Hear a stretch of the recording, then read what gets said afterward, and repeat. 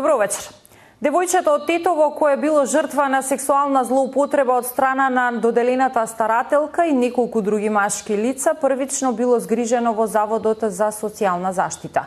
Случајот денеска го коментираше министерот Оливер Спасовски, а осомничените се во 30-дневен притвор. 14-годишното девојче од Тетово, кое било сексуално тргувано од страна на низиниот тутор, првично било сместено во Заводот за социјална заштита со судска одлука.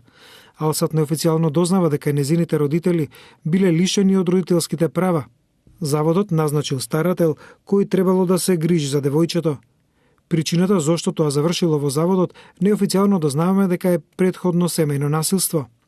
Но останува нејасно како во рацете на истата старателка, која во случајот сега е главно осомничена, завршиле и уште две деца на возраст од 10 и 7 години, инаку брат и сестра на девојчето.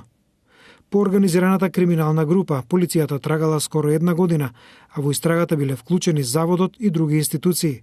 Според министерот Оливер Спасовски, групата за истите цели неколку пати го злоупотребувала 14-годишното девојче. Се работи за трговија со луѓе, практично трговија со дете, кое што често пати било злоупотребувано.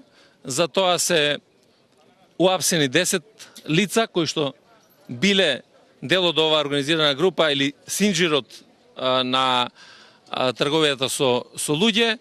И исто така и тие ќе бидат изведени, односно веќе се изведени пред судија на претходна постапка, одредени се мерки и понатаму продолжува текот на истрагата. Осомничените се во 30-дневен притвор. Обвинителството соопшти дека од податоците од предистражната постапка е констатирано дека старателката го користела и злоупотребувала отежнатиот здравствен статус на жртвата и во соработка со 3 лица, од кои 2 од Тетово и 1 од Гостивар, ја присилувале на секс под закана дека ако одбива, тогаш незините брат и сестра ќе бидат вратени дома кај нивната мајка или во Заводот за социјална заштита. За ваквите услуги, групата од другите осомничени добивала од 50 до 200 евра.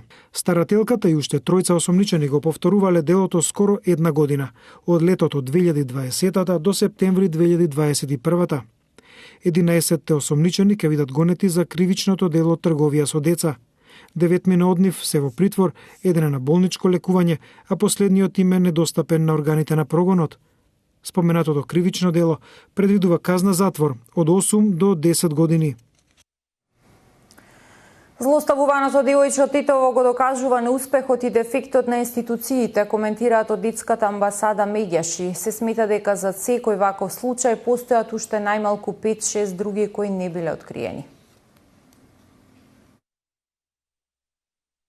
Немоќ и неуспех на државата. Вака детската амбасада Меѓаши го коментира случајот со злоупотребата на малолетното девојче од Тетово. Според Драги Змијанац, случајот го докажал неуспехот и дефектот на институциите во земјава при откривањето на вакви случаи. Ако случајот не добие епилог во интерес на децата, дефинитивно ќе овозможи повторување на вакви настани и во иднина. Тука затаиле и Министерство за внатрешни работи, и би рекол Комисијата за борба против трговија со деца, и центрите за социјална работа, и стручните служби во училиштето, и родителите, и соседите, и граѓанските организации кои се занимаваат против борба против трговија. Едноставно, ова е немоќ и детето ќе ги трпи цел живот овие трауми, и мислам дека ако не се мобилизираат институциите да постапат на вистина по најдобар интерес на децата, ова дело ќе се повторува. Ние како прва детска амбасада во светот многу одамна се залагаме на најстрого казнување на сексуална експлоатација, злоупотреба, сексуална и педофилија против сторителите да бидат максимално казнети, односно минимум 14 години, доживотна казна затвор ако тоа се стори на грозоморен начин, доживотна казна за рецидивистите. Според Меѓаши, институциите за социјална заштита се клучни во откривањето на ваквите случаи во моменти кога родителите не се грижат за своите деца. Образовните програми треба да вклучуваат и материјали за подигнување на свеста за заштита на приватноста на децата.